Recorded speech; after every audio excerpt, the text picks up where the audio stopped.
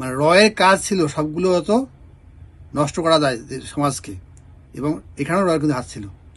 স্কুলের যে ক্ষতি করেছে সে, তার বিনিময়ে আমি মনে করি তাকে অনতিবিলম্বে গ্রেপ্তার করা হোক। বিসমিল্লাহির রহমানির রহিম। আসসালামু আলাইকুম। আসলাম থার্ড পর্বে।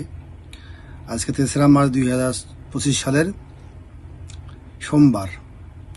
যে কথা বলছিলাম, ভিডিও দেখালাম আপনাদেরকে, সেই মোস্তাক কিভাবে অবস্থ হয়ে আছে বইমেলা থেকে, এবং আমি সবার কাছে বিচার দেব। আপনারা আপনার বিবেককে চিন্তা করুন। যদি আপনার বিষয়টা আপনার এমন হতো যে আপনার মেয়ে এই কাজ করতো, কেমন লাগতো? তার তো কোনো সেন্স নাই, এটা অমানুষ, কুকুরের চেয়ে খারাপ। এই কুকুরের চেয়ে খারাপ মানুষটা কিন্তু এখনও সমাজ ঘুরে বেড়াচ্ছে। দেখেন আপনারা, আমি একটা দেখাচ্ছি। সে ডিবি হারুন দেখা করে যে সে নিষিদ্ধ ডিবি হারুন, এখন তার অফিসে বেরিয়ে হয়ে কীভাবে সামাজিক করছিলেন বিদ্যর্ফের মতো, যেখানে মেয়ের বাবা কান্নাকাটি করতেছে তাকে বিয়ে পাওয়ার জন্য, সে ওখানে বীর দর্পে ঘুরে বেড়াচ্ছে।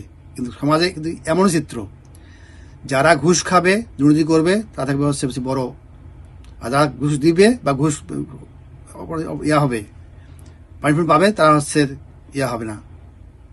এখন দেখেন, একটা ঘটনা আছে যে সবাই জানে, সেটা একুইটি লোন নেন, কোনো সমস্যা নেই, আমরা কোনো সমস্যা নেই। 5,000 লোন নেন, ওরা পুলিশ ধরিয়ে দেবে, যা সমাজে আছে। ঠিক এমন চিত্র কিন্তু এই মোস্তাকের কাহিনী। যেখানে একটা অসহায় পিতা রাস্তায় পড়ে কাঁদতেছে তাকে মেয়ে ফেরত পাওয়ার জন্য, সে সেখানে না গিয়ে সে কিন্তু মেয়েকে নিয়ে বীর দর্পে সাংবাদিক সম্মেলন করে, বিভিন্ন টিকটক বানায়, সমাজকে ছড়িয়ে দেয়, বিভিন্ন টিভি চ্যানেলে গিয়েছিল, এবং এখনও কিন্তু সেই করতেছে। আমার রিকোয়েস্ট থাকবে মাননীয় প্রধান উপদেষ্টা বরাবর, পাশাপাশি আইন উপদেষ্টা এবং স্বরাষ্ট্র উপদেষ্টা, যেহেতু এখন চলছে টেবিল হার্ট অফার চলছে, আপনারা এই মুহূর্তে ওকে আইনের আওতায় নিয়ে আসুন অনতিবিলম্বে। পাশাপাশি 24-এর আন্দোলনের অন্যতম নায়ক বর্তমানে যারা আছেন, 2 জন মনে আছেন, মাহফুজ অ্যান্ড অলসো আসিফ, আমার 2 ভাই আছেন, সম্মানিত ব্যক্তি, তারা দায়িত্বে আছেন। আমার মনে হয় আপনারা এটা দেখতে পারেন বিষয়টা।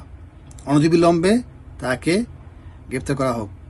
আমি দেখাচ্ছি ভিডিও মাপটা আপনাদেরকে, তাতে বডি ল্যাঙ্গুয়েজ দেখেন। বইমেলায় আমার 2টি উপন্যাস এবং একটি আমার আর টিশার লাইভ এবং কি স্ট্রাগল ফেস থেকে দেখেন তার আচরণটা দেখেন, বইমেলায় প্রকাশিত হয়েছে মিজান পাবলিশার্স থেকে। তো আমরা 7 তারিখে গিয়েছিলাম, কোনো কিছু হয়নি, খুব সুন্দর। ভাতের হোটেল হারুনের অফিস থেকে বেরিয়ে সে সামাজিক সম্মেলন করেছিল এই সময়। তখন সে টাকা দিয়েছে 30 লাখ টাকা দিয়ে, হারুনকে কিনে নিয়েছে, হারুনকে ইউজ করেছে। সে বিভিন্ন অ্যাঙ্গেল থেকে আওয়ামী লীগকে ইউজ করে এই কাজ করেছে। যেখানে একজন পিতা তার বাবা মেয়েকে ফিরে পাওয়ার জন্য সবখানে হাতি বেড়াচ্ছে, কান্দি বেড়াচ্ছে, রাস্তায় রাস্তায় ঘুরে বেড়াচ্ছে, আর সেখানে বীর দর্পে সে মেয়েকে নিয়ে ঘুরে বেড়াচ্ছে।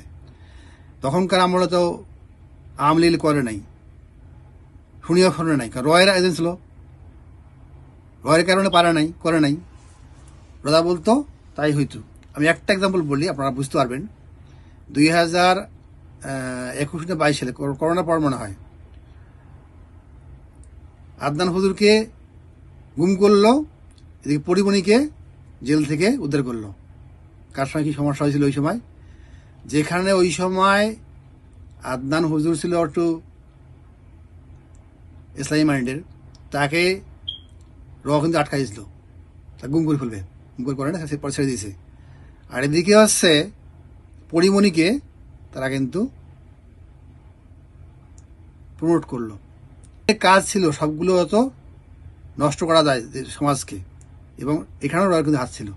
যখন সাইফুল সাহেব বিভিন্ন গেছে অ্যাঙ্গেলে গেছে, কিন্তু উনি কোথাও সাহায্য পান নেই। জানে রটা করে দিয়েছে, রয়লে করাইছে বাংলাদেশে। কিন্তু বাংলাদেশে যত ছিল না আওয়ামী লীগ আমলে, নায়িকা গায়িকা কত ছিল, সংসদ ছিল উল্টো পাল্টা, সব কিন্তু রয়ের কাজ ছিল, করাইছিল। কিন্তু আমি আরো ভিডিও নিয়ে আসবো সামনে, হয় শুনবেন। তো এখন আমার কথা হচ্ছে, এই মোস্তাককে অনতিবিলম্বে গ্রেপ্তার করে আইনের আওতা আনা হোক এবং সে যে বিয়ে করছে 2 নম্বরই বিয়ে, সবগুলো বিয়ে কিন্তু 2 নম্বরই। এবং সম্প্রতি শুনলাম, একটা ঘটনা শুনলাম, সে তার সেকেন্ড বউয়ের সম্পত্তি বেঁচে ফেলছে, বেঁচে ফেলে তাকে টাকা দেয় নাই। সে লাস্টে গিয়ে নরসিংদী ডিসি অফিসে স্বর্ণাপন্ন হয়েছে, আজ থেকে প্রায় 5 2 আগের ঘটনা। সে কিন্তু অমানুষ, সে একটা অসহায় মেয়েকে বিয়ে করছে সেকেন্ড টাইমে, সে স্বামী ছিল না, করছে তাকে কিন্তু ভোগাচ্ছে। সে কিন্তু এখন কিন্তু সব ভোগাচ্ছে এবং দেশের, সমাজের, স্কুলের যে ক্ষতি করেছে সে, তার বিনিময়ে আমি মনে করি তাকে অনতিবিলম্বে গ্রেপ্তার করা হোক। এটা আমার সবার কাছে আকুতি, মিনতি এবং দেশবাসীর কাছে আমার অনুরোধ।